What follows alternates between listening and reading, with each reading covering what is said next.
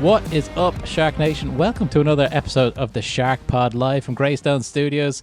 We've got Mark Baker, our co-host out there in Glenageary. How are you getting on, Mark? I'm great, Luke. How are you? I know how you're getting on. We were on a podcast just before this one as well, so we've already done all the niceties. We've got Never let them behind the curtain, Luke. What did I tell you? I always tell them what's going on behind the scenes here. We've got Gareth Hickey here on the line as well, our special guest. How's it going, Gareth? Hi, gents. All good. So today, we were just talking about this, about Noah, Gareth's business, and it's hard to describe. I was trying to describe this to my wife actually when I was I was making the tea earlier on, kind of talking about who's coming on the podcast tonight. How would you describe that to the listener? So what's the kind of the pitch?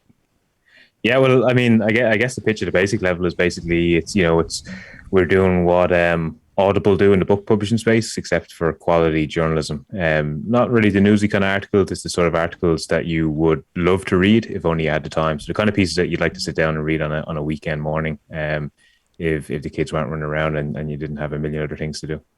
Absolutely. So when I went onto the website only today and I set up an account and all that good stuff, I was listening to 4 or 5 of the, like you're saying, the real top quality stuff. So you've got the stuff from the Economist. You've got stuff from Harvard Business Review. These are all stuff that, like you said, I'd love to have the time to sit down. But then, like say, I know people are starting to go back to their commute and stuff like that.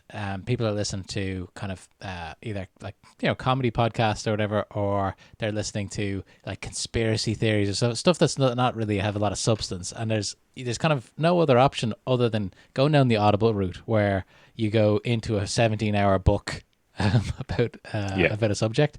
But this kind of gives you just a flavor of this. How did this come about, and where did the idea come from?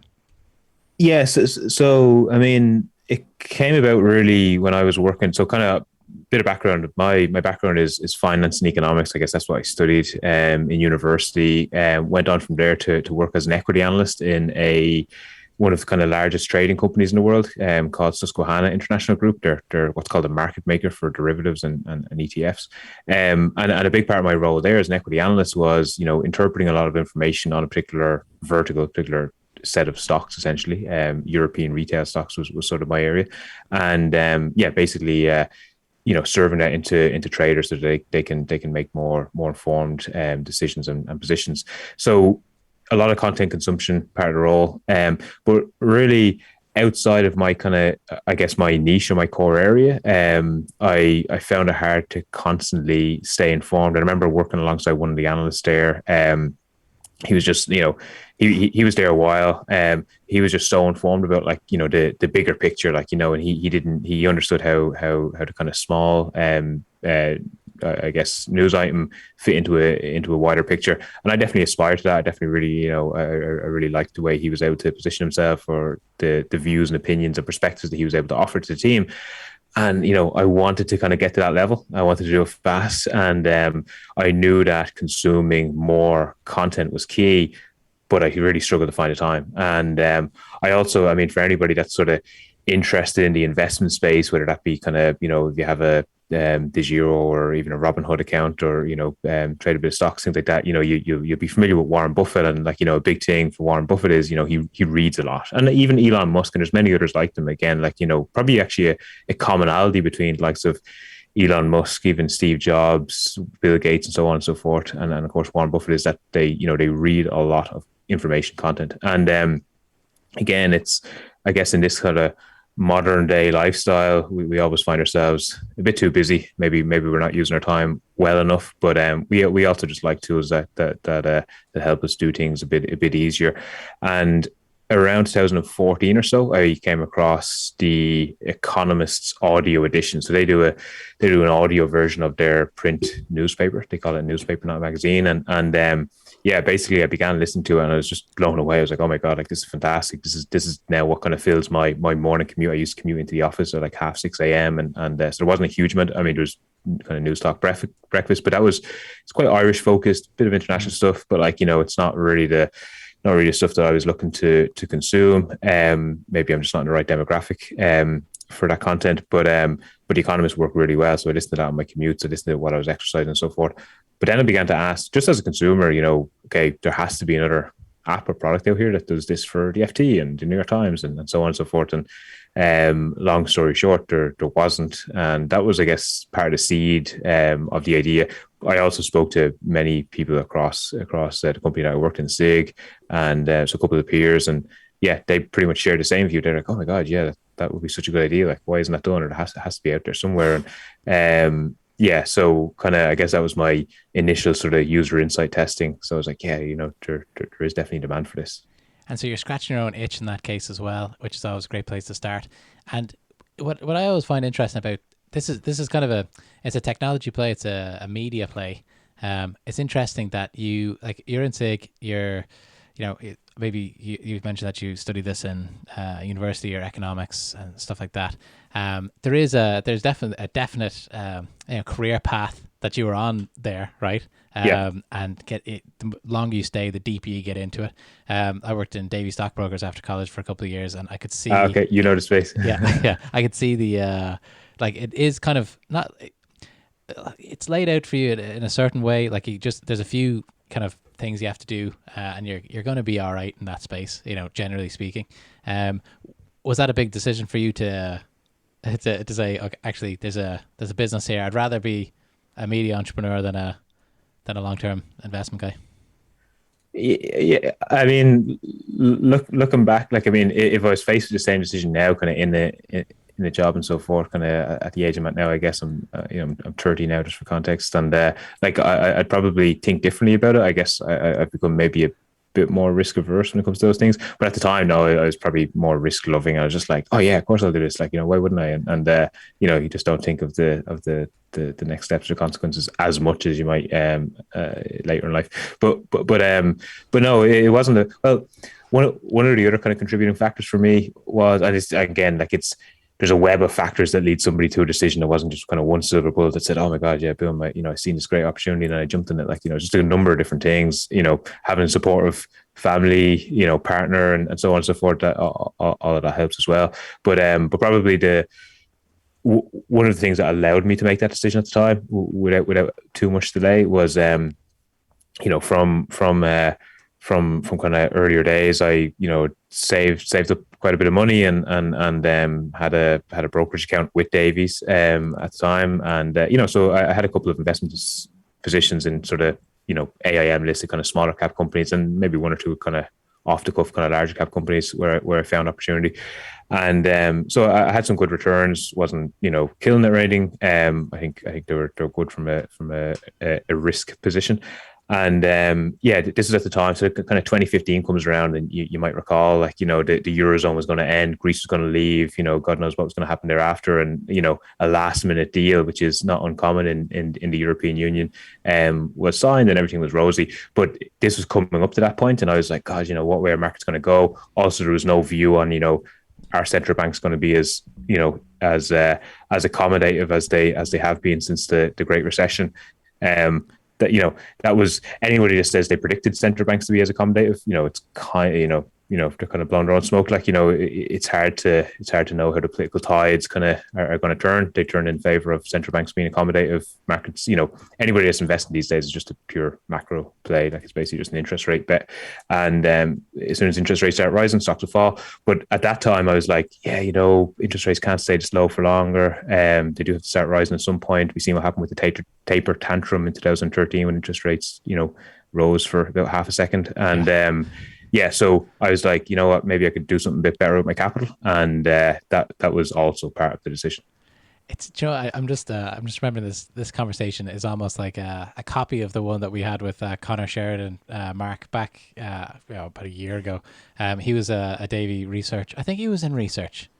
It's a breeding ground for entrepreneurs. Yeah, and he left and started a fried chickens shop in Dublin. Mad Egg. All right. I don't know if you've come across the Mad Egg. There's a few of them. No, I haven't, but I'm going to have to drop in now that you say it. Yeah. Yeah, and his because we were saying, okay, Connor, what's the crack here? How does what's the crossover? And then he really told me about the crossover, and everything they do is really that has a really deep method based in kind of financial reasoning and not method, what's the word I'm looking for, models, like, so like they take Yeah. the population around this particular retail location, all the other rentals, and like he does a really deep dive on everything, doesn't he, Mark? And then we're like, okay, Yeah, it's it funny. makes On the sense. outside, you're thinking, how does somebody in Davy or wherever it was get involved in like a food chain business? Like, but then it all made sense. And it's worth listening to the episode, and Yeah, shout out definitely. to him.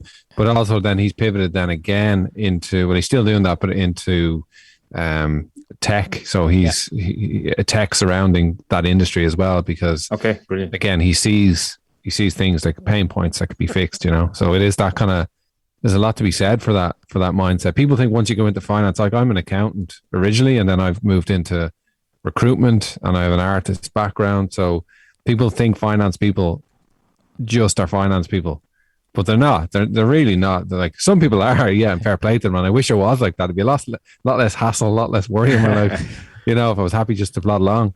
But yeah, we like to put ourselves into different individual boxes, and then that's where you are. Yeah, it's good to be creative. Like, I mean, look, and I can't really offer advice to anyone on it, and I don't know if you guys can either. But like, should you start in finance and pivot, or should you start somewhere else and then pivot to finance? I don't know. Like, I mean, I guess it can be good in some cases having a finance background. I definitely have my limitations. Like, for example, we're kind of tooling up on, say, the marketing side and the acquisition side of the business, and that requires a bit of creativity and being empathetic to our customers and so forth. And I mean, I believe I am. As empathetic as I can be, but like not the most creative person. Like, it's just, if it rationally doesn't make sense to me, then I find it hard to get something across. But there's other people out there that are just, they're super, they can feel the pulse of the market and of consumers, and they know what message and what artwork, where, when, how, and that's not me, like, and I envy those people. So yeah, you can't have it all, or at least I certainly can't. Well, that's the importance of a good team, isn't it? You Yeah. literally can't do it all. And that's a big problem, that people think they can, especially when you start small and you still try to do everything, and that you have a big team around you. It doesn't make sense. Yeah, correct. So what's the first step? Did you get kind of get cracking with the kind of platform first before you left the job, or did you cut it cold and say, this is what I'm going to do. I'm going to focus on this completely. What was there, a transition zone there? Yeah, no, it's a good question. I mean, I'm risk averse, but I'm not. I guess I'm not. Well, I would like to say I'm not stupid. Like, so no, we sort of, I guess, did some of the late nights and kind of weekends and so forth to kind of figure out, okay, is there an opportunity here? And essentially, did this before I kind of left the day job. But I would say the kind of journey is kind of interesting, just in terms of how we built relationships, because I remember, like, one of the biggest challenges for us in the early days was actually just trying to get publishers on board, like, and because in our heads it was just like, yeah, this makes so much sense. We'll do the narration, and the publishers will want it. They'll use it. We'll create a consumer product, and yeah, the world will be a better place. And we just thought, like, it would be so easy to do it, like. And yeah, then we started to have conversations with publishers, and it was just like, we started to get a sense that it's going to be a very slow burn, like, and like, they are very, very risk averse, and so they should be. They've big brands to protect. Like, if they were to do deals with every single person that knocks on the door, like, that's just, it wouldn't be good for business. It's certainly not their brand, and they're super protective of the brands. And again, that is as it should be. But so it took a long time, and I remember.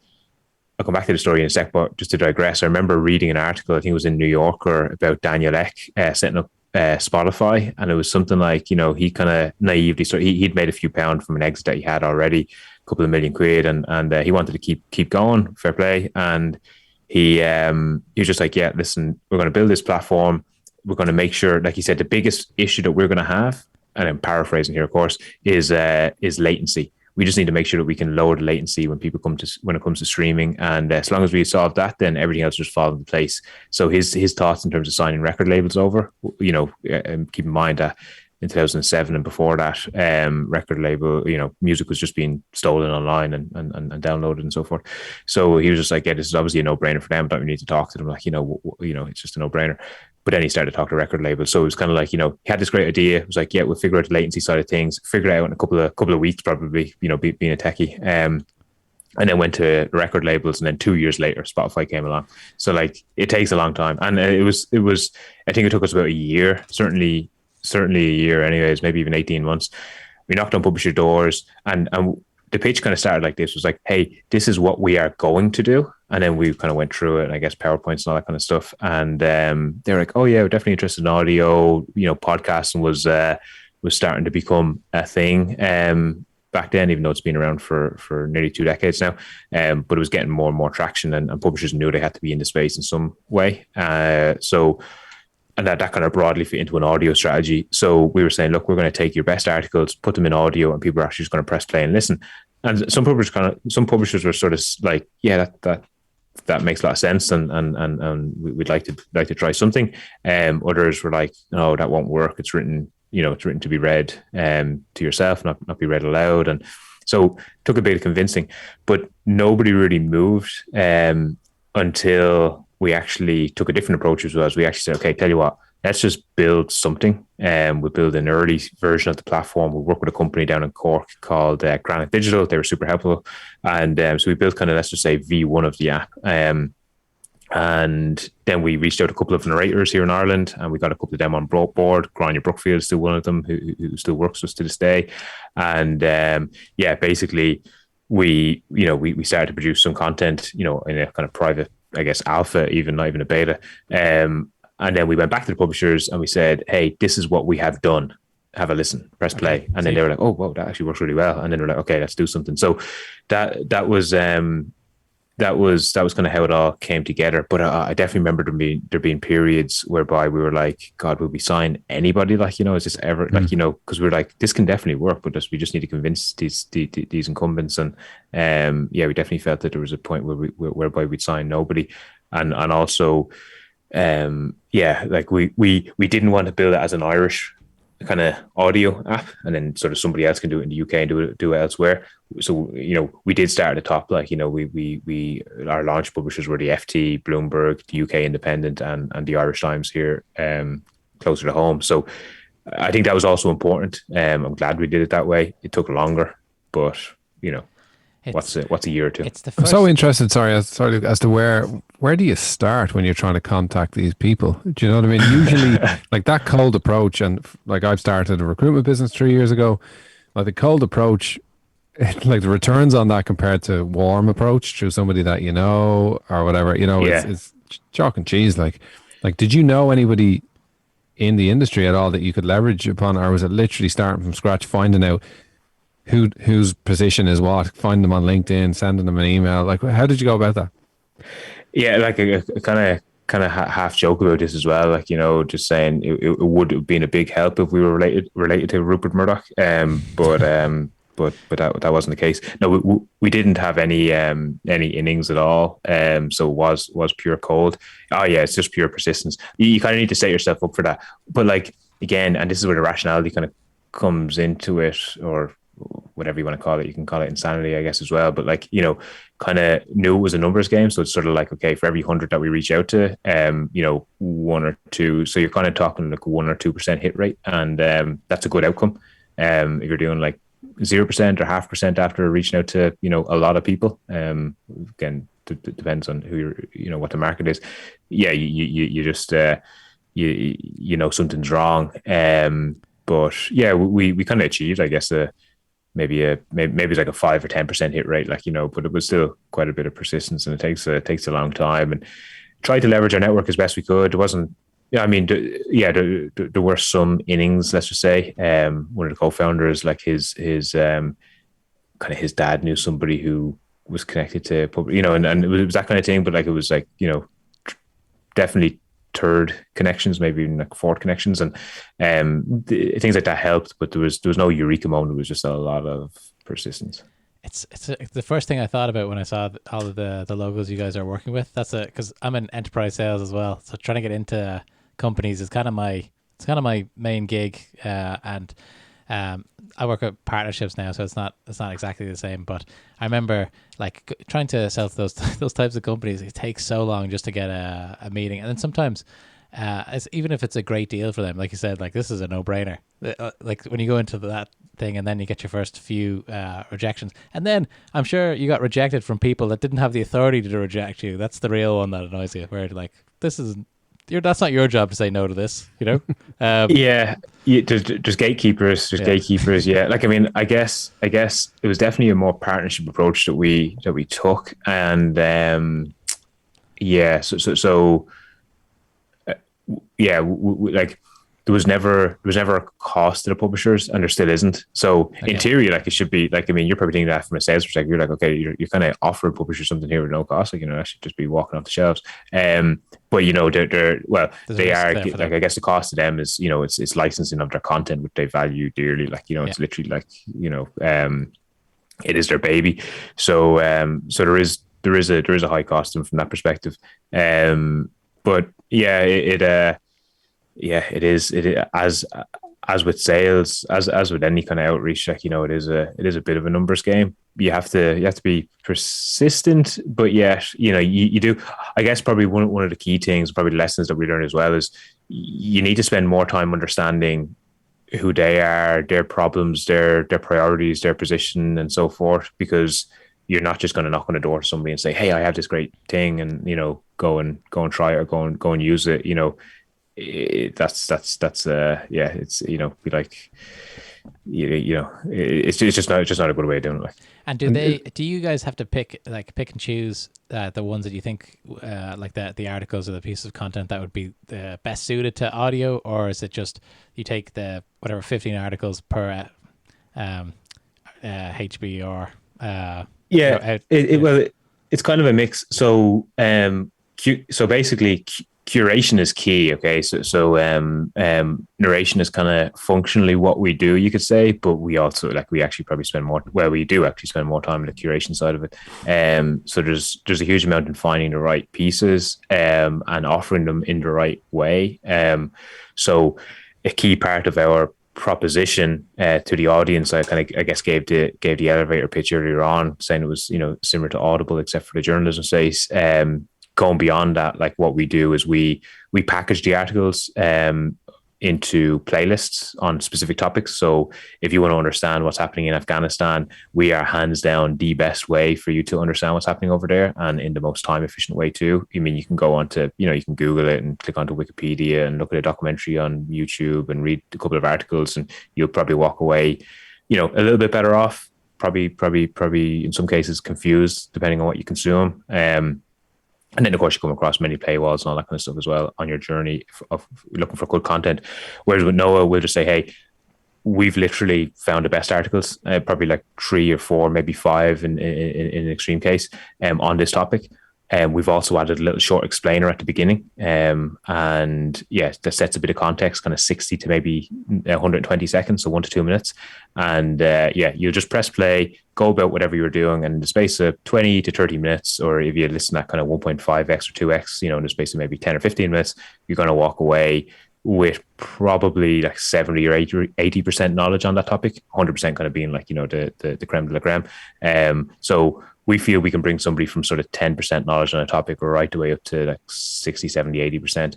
And those topic specific playlists, we call them series. So we want people to think of it as though they're consuming a Netflix series. There's a beginning, a middle, and an end. And when you get to the end, that's it, you're done. You don't need to worry about anything else. Everything else is noise, you know, and there's a lot of noise in news, like a hell of a lot. Okay. I think there's a struggle for, particularly in America, I'd imagine, to actually know the real facts, and to just to get an unbiased, you know, real kind of factual opinion on things, or just facts, really, for like Afghanistan or whatever it may be, because it's left and right, obviously. I think this could possibly be a bit more centrist and solve that problem, which is a huge problem. You listen to one thing and it's right. YouTube like right wing. YouTube thinks you're right wing, and that's all it'll give you then, you know. Yeah, no, it totally did. Look, I mean, the algorithm issue or problem is a very real one, and you can get sucked in so easily. So at all costs, do avoid that. And that kind of touches on media literacy, which maybe we'll come back to in a second. It'd be good to touch on. But just on the topic of kind of, let's say, left versus right, the way we kind of think of it is, look, there's always two sides to a story. There's often multiple sides to a story, and it's super important when you're consuming. It's kind of, rule number one when it comes to consuming news is always seek two or more sources. And rule number two is never forget rule number one. Like, it is that important. So never form an opinion on a topic by just being like, oh, hey, I read something in, say, the FT or the Guardian or whatever, like any single story, even the New York Times, like, the arbiters of truth in their opinion. So never just read it from one source and form an opinion. Always seek two or more sources. The more, the better, to be honest. Because the world isn't black and white, the world is gray, and any politician or business or service, whether it's an app or a blog post or a journalist that kind of paints the world in black and white is treating you like a fool. Like, you really do need to understand the complexities of things and look for the grayness in the picture. But what we feel we do in NOAA, I would say we do a good to very good job at this. There's always room for improvement, so I wouldn't say great. Is we do offer multiple perspectives. So when our editors, and this kind of goes back to what you were asking in terms of the finding the right pieces. When we say we look to find the best pieces, we look to find pieces that complement each other. So I remember one really good example of this was remember Extinction Rebellion over in the UK. They kind of blocked up London and kind of held up commuters for quite a while to do with climate change. And we did a series on this, and what the series covered was the first article was from the Evening Standard. It was a profile of the individual, the woman who kind of set up Extinction Rebellion. She comes from modest means. She has kids. She drives a diesel car, which is old and it's polluting. And but she knows she's not a model citizen, but she wants to do good. Whatever she can do to help the climate change cause. Then the next piece, kind of talked a bit more about climate change and Extinction Rebellion and some of the things that they've protests that they've set up and so forth. And then I think the final piece in that series was actually one from Boris Johnson. This is before he took over as PM. So it was one of his latter kind of pieces in the Telegraph. He was a columnist in the Telegraph for quite a while. And it was kind of his view on the whole thing. And where he came from, he was sort of saying, and again, this is the value of hearing multiple perspectives. He was saying, yes, climate change is a big deal. We take it seriously in the UK. But you also need to weigh the societal facts, because in the morning we can turn around, we can say, hey, diesel is, €10 per litre. And, who's that going to hurt? The rich person's not going to, they're going to be like, it's inconvenient, but whatever, I'll still fill my car. But the person who has to drive 10 miles to drop off, or, 10 miles to drop off the kids and then back, under 5 miles to go to work and so on and so forth, they're going to suffer for that. The average person is going to suffer, or somebody who owns a delivery van, or, anything along those lines. They're the ones that have to pay the price. So he was like, you need to weigh progress when it comes to fighting climate, with the pace of technology and with the acceptance of society of the higher cost. And that's why you need to do it over a longer term. And he was saying actually the UK is doing quite a good job at that, which facts would tell you that they are making progress. They can always move faster. We can always move faster, and it is a big problem. I don't mean to belittle it. But it needs to be a balanced thing, because otherwise it hurts other people in other areas. And keep in mind, only a couple of months even before Extinction Rebellion was making news headlines, you had the Yellow Vest movement in France, which was, they basically turned around and said, hey, we're putting more tax on your diesel, and the French protested, and then you had the Yellow Vest movement. So that's the complete opposite. But Boris Johnson kind of ended up by saying, hey, if you want to really tackle this, start where the problem is biggest, and that is probably China. And he said, half jokingly, I guess, but he was like, go and protest in Beijing and see how far you get. But again, it's good to get those multiple perspectives. I don't have a view on it. Noah doesn't. Well, I mean, I have a personal view on it, but that's beside the point. Noah doesn't have a view on it. I guess that's the key thing. We want to say to our listeners, as opposed to saying, hey, here's a view on these particular topics, and this is what you should believe. We're kind of saying, hey, here's multiple perspectives on this topic. You choose what you want to believe, make up your own mind. So really, as a news product, journalism product, I would even say, our goal is to help people think about the topics that they're interested in, not to tell them what to think. Very good. Such a useful thing right now, because like I said, the algorithms really make the echo chamber. And then I remember having an argument with somebody, not an argument, I was having a discussion with one of my friends on a particular topic, and I was like, I don't even know, where are you coming from with this type of stuff? And then I realized I've only listened to one side, and we haven't had any crossover with what the information that we have, and that's why. And I go, you're not really angry with me, like this is this is the matrix that's made us this way. You know, this isn't Yeah. So I always try to get some sort of crossover there. Sometimes if I'm on YouTube, so I'm like I said, I'm probably one of your kind of buyer personas when it comes to media consumption. I work at home for now, but I've obviously worked at home for almost 2 years, and I work pretty solitary in what I do. So I've got huge amounts of time where nothing's happening when I'm just working on a project or whatever, and I always need to have something in the background. I've got a young baby here as well, so sometimes he's kind of making himself known, right? So I want to have the earphones on, listen to something. So I'm listening to, like, on YouTube. I'm trying to get it balanced depending on different things. Sometimes I'll click on like a headline that would make me angry just to see what they have to say. Sometimes I'm like, yeah, that's a good point.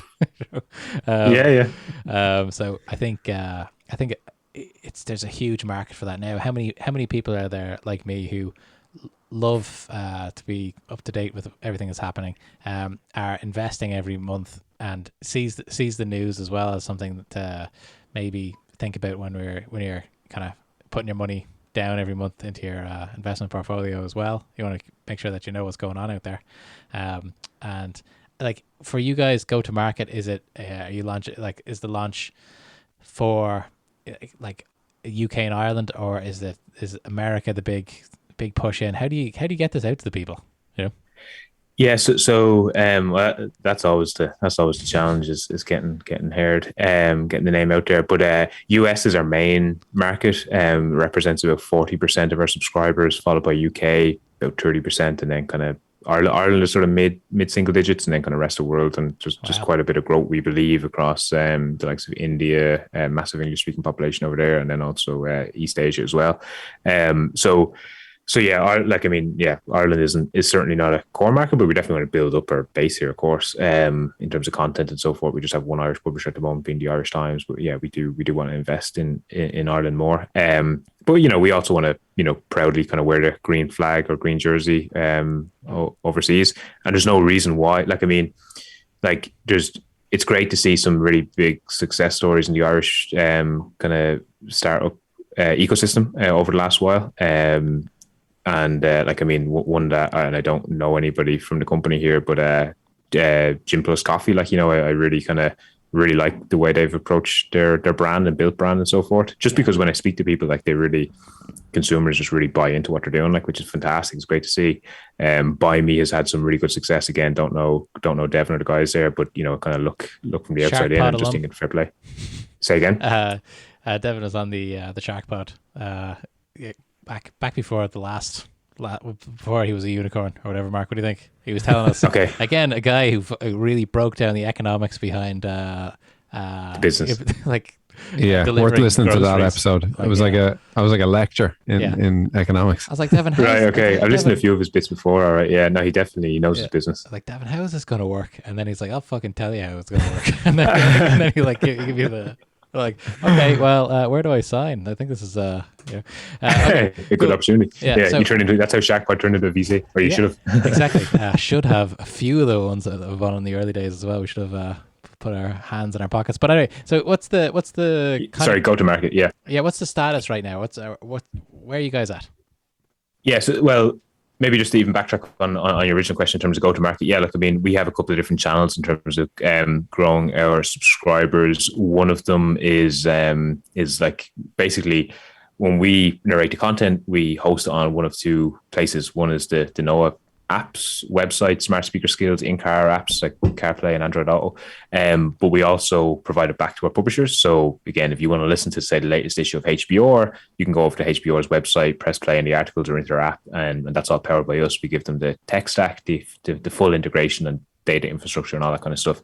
So that's that, and it's not white labeled. It is branded Noah. So that acts as it's pretty small percentage wise the volume of people that we get there, but that does act as a funnel for us, and it helps us build brand awareness as well, which is super important. So then if we happen to market to that customer, let's just say a Facebook ad or a Google ad in weeks or months to come, they've some familiarity with Noah, and that helps on the conversion and the cost per acquisition and so forth. So that's sort of one area that we've leaned into. We've also done some channel partnerships, like for example, and talk about bad timing, but literally November 2018 or 2019, sorry. So November 2019, we rolled out a partnership with Dublin Airport, whereby as you pass through the airport, as you sign up to Wi-Fi, you'll get 3 months free access to NOAA. And that launched. We were kind of ironing out some bugs, and yeah, it was going quite well. Appetite for it was really strong. And then of course COVID set in. So you can't predict these things, but it is what it is.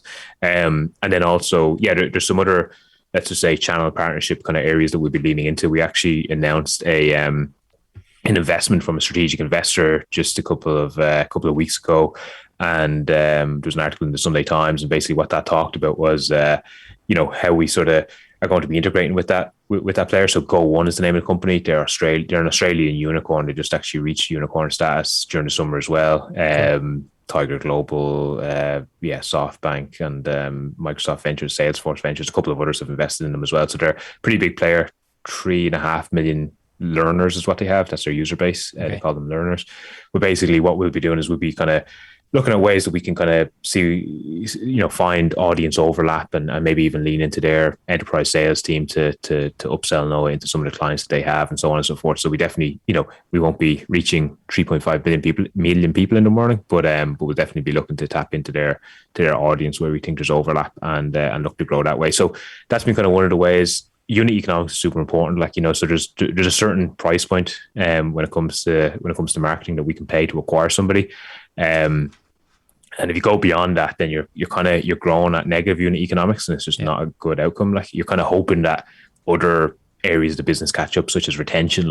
So retention is, if we could double retention, then we could in theory pay way more, double the price to acquire the person. But that's kind of hopeful thinking, and it's not the best way, at least for us to grow. So the cost to acquire a subscriber is super important, and it costs when you kind of break it down, it's interesting because let's say on Google we put out ads and so that we're top of result, then somebody clicks on that might be like €1 for the click, of which 10% sign up. That's €10 then to get a sign up, of which X% subscribe. That's you start to get into kind of big figures when it comes to the cost per subscriber, and you can kind of see how that happens at each conversion point. So it's always important to optimize and improve each of those conversions to lower your subscriber costs.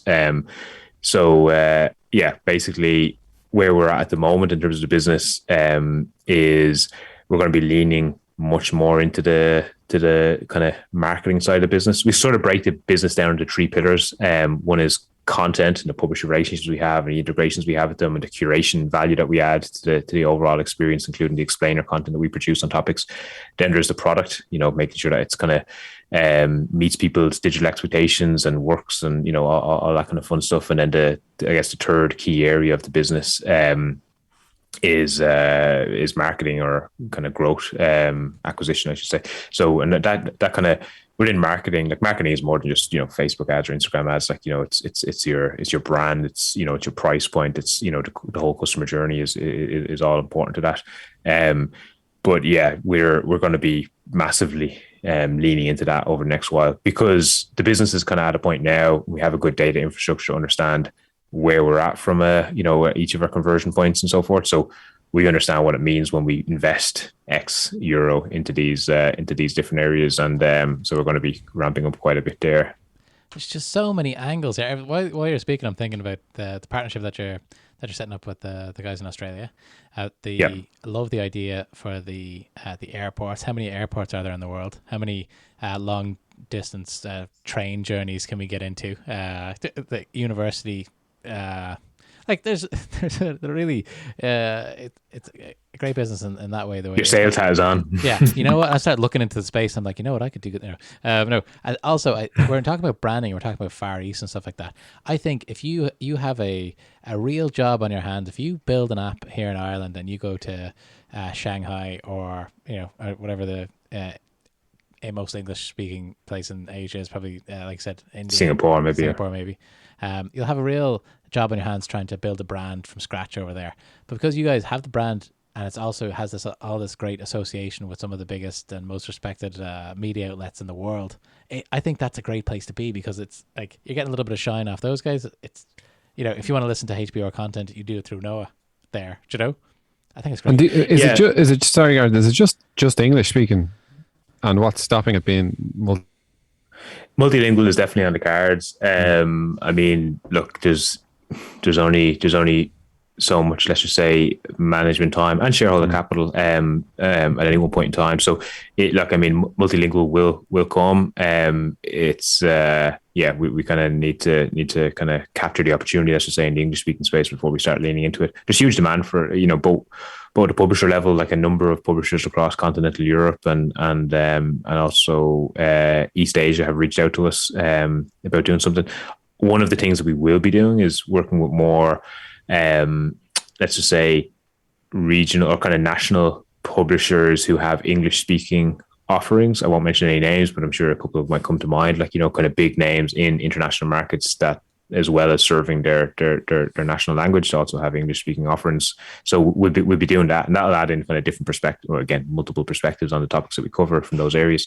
But it will also develop relationships with those publishers, so that, as and when we are in a position to broaden the language base, we'll already have a working relationship with the publishers. So that's the direction of motion there. Not over the next 6 months, anyways. Probably not over the next 12 months, but thereafter, absolutely.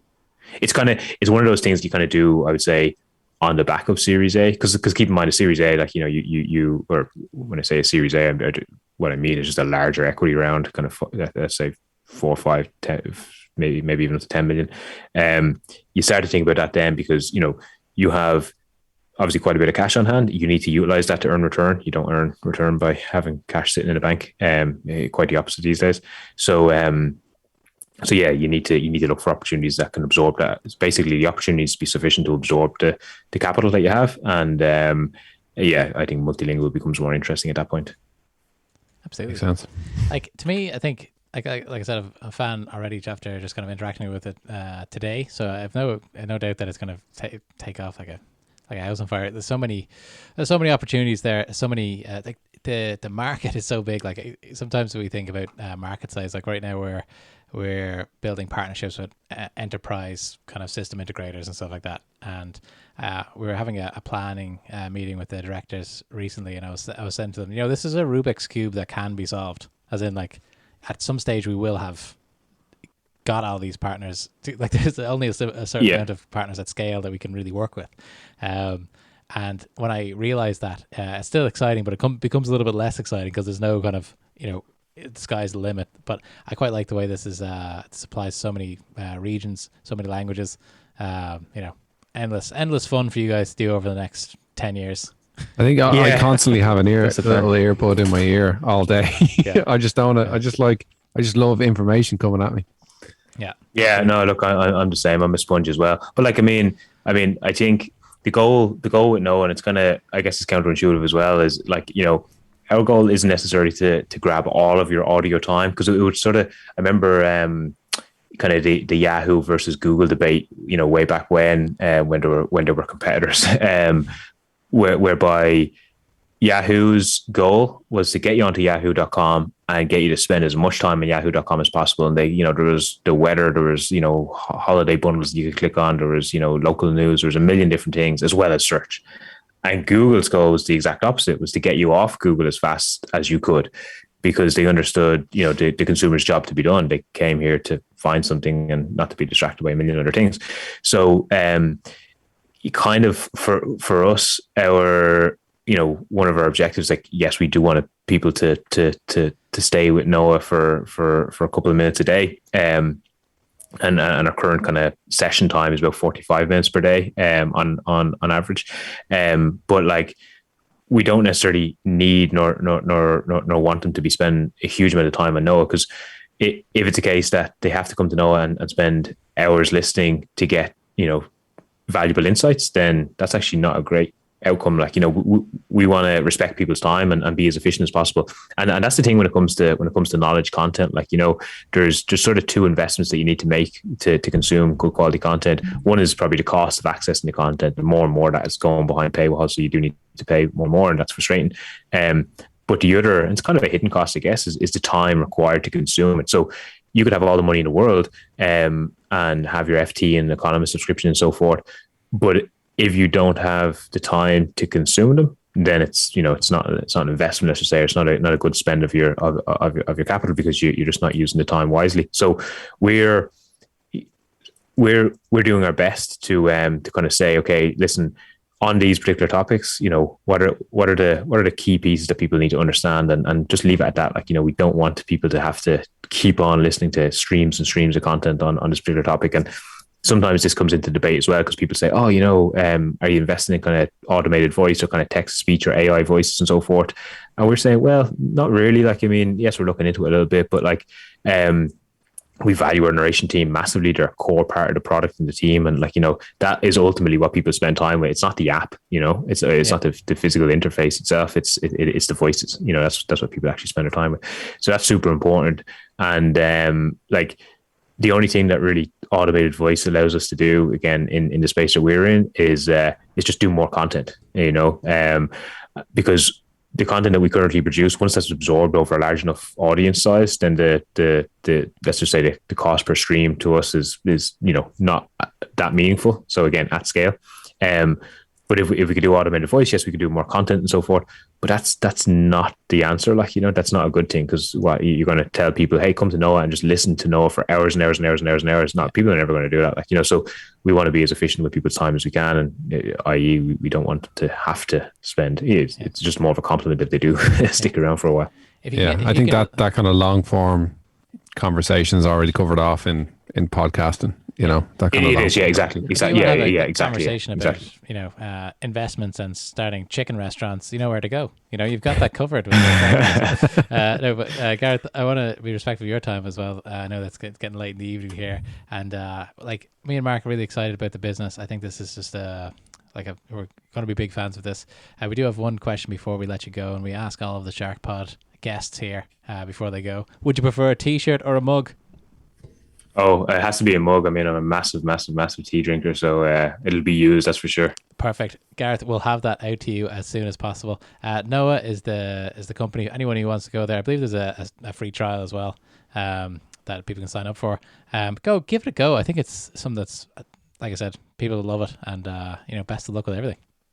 Thanks, Gareth. Thanks, Gareth. Thanks a million, guys. Thanks everyone for listening. Bye.